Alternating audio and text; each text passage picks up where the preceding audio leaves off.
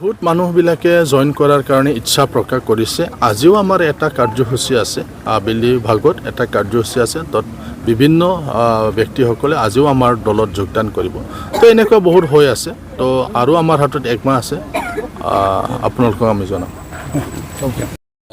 বিশেষকৈ যেতিয়াৰ পৰা BTC একৰ্ড হৈছিল 2003 10 ফেব্ৰুৱাৰীত, তাৰপিছত এই আমাৰ ব্ৰহ্মপুত্ৰৰ উত্তৰ পাৰত বিশেষকৈ যে প্ৰপ'জ বড়োলেণ্ড বড়োসকলৰ যে এটা সংগ্ৰাম আছিল, তাৰপিছত যে এটা একৰ্ড হোৱাৰ পিছত যে এটা ডেভেলপমেণ্টৰ প্ৰক্ৰিয়া যে দ্ৰুত গতিৰে আগবাঢ়ি আহিছিল, মাজত সেই সময়ৰ শাসনত থকা আমাৰ নেতৃত্বসকলে অলপ কেইটামান ভুল কৰাৰ পিছত আমাৰ মাজত BTD এৰিয়াৰ ভিতৰত বহুত আমাৰ মাজত মানে কনফ্লিক্ট এটা হৈ গৈছিল, যাতে আগন্তুক দিনত এইবিলাক কনফ্লিক্টটো নহয়। এইবিলাক সকলো বিষয়বস্তুটো চাই আমাৰ সেই সময়ৰ মানে নিখিল বড়ো ছাত্ৰ সংস্থাৰ নেতা তথা আমাৰ অসমৰ এজন জনপ্ৰিয় ছাত্ৰ নেতা তেখেত প্ৰমোদ বড়ো ডাঙৰীয়াৰ নেতৃত্বত এই সংগ্ৰামত থকা বিশেষকৈ NDABৰ বিদ্ৰোহী সংগঠন যিবিলাক আছিল চাৰিটা গোটৰ, এই সকলক লৈ যোৱা 20 চনৰ 27 জানুৱাৰীত যি এটা পিছ একৰ্ডটো মানে কৰাবলৈ সক্ষম হৈছে তেখেতে।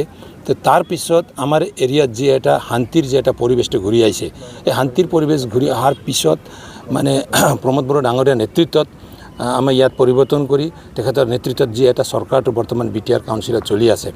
তো ইয়াৰ পিছত UPPLৰ শাসনত বা UPPLে মানে দখল কৰিব পৰা UPPL ৰাজনৈতিক পাৰ্টীয়ে মানে শাসনত আহিব পৰা যে এটা মানে চৰকাৰ বনাবলৈ সক্ষম হোৱাৰ পিছত UPPLে যি ধৰণে জনসাধাৰণৰ মাজত সোমাইবলৈ সক্ষম হৈছে, তো ইয়াৰে ফলস্বৰূপ ইয়াৰ এটা ৰিফ্লেক্টটো আমি এই কনফাৰেন্সত দেখিবলৈ পাম।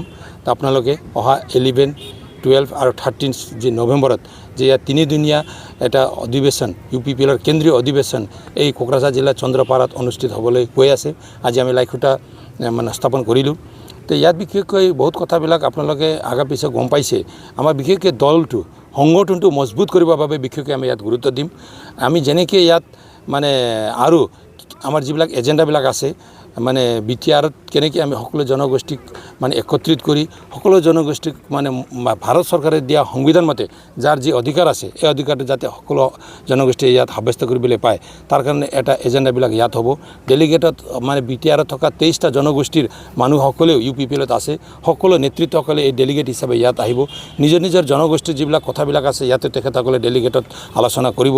সকলো জনগোষ্ঠীক মানে নেতৃত্ব দিব পৰা আৰু সকলো জনগোষ্ঠীৰ সমস্যাটো নিজৰ সমস্যা বুলি মানে হাতত লৈ আমাৰ UPPL দলে এইবাৰৰ এই প্ৰতিনিধি সভাত ৰেজুলেশ্যনটো ড্ৰ কৰিব।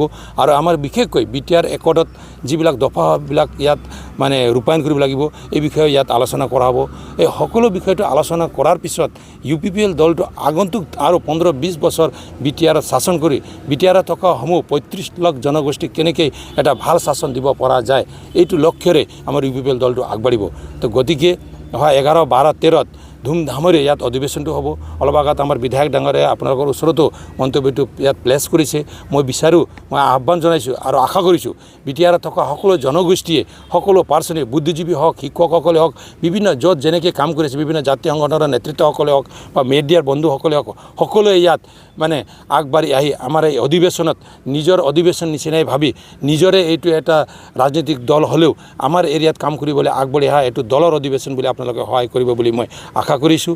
আৰু আগন্তুক দিনত এই অধিৱেশনটো পূৰ্ণ পৰ্যায়ৰ এটা সফল অধিৱেশন হিচাপে ইয়াত আমি মানে দেখুৱাব পাৰিম বুলি আমি আশা কৰিছোঁ। আৰু বিশেষকৈ ইয়াত যি আমাৰ মুকলি সভা হ'ব, মুকলি সভাত আমাৰ এনে 50 পৰা 70,000 ইয়াত মানে জনসমাগম হ'ব বুলি আমি আশা কৰিছোঁ। কিন্তু আমাৰ এজেণ্ডাটো বৰ্তমান আমাৰ জিলা সমিতিবিলাকে, ব্লক কমিটিবিলাকে আৰু যি তৃণমূল পৰ্যায়ৰ যিবিলাক কমিটিবিলাক আছে তেখেতসকলে আমাক যেনেধৰণৰ ৰিপৰ্ট দি আছে, আমি এতিয়া মানে ফিল্ডটো কিমান ডাঙৰ আছে এইটো আমি চাই আছোঁ। প্ৰায় 1 লাখ মানুহ ইয়াত আমাৰ পাব্লিক আহিব পাৰে বুলি আমি আশা কৰিছোঁ।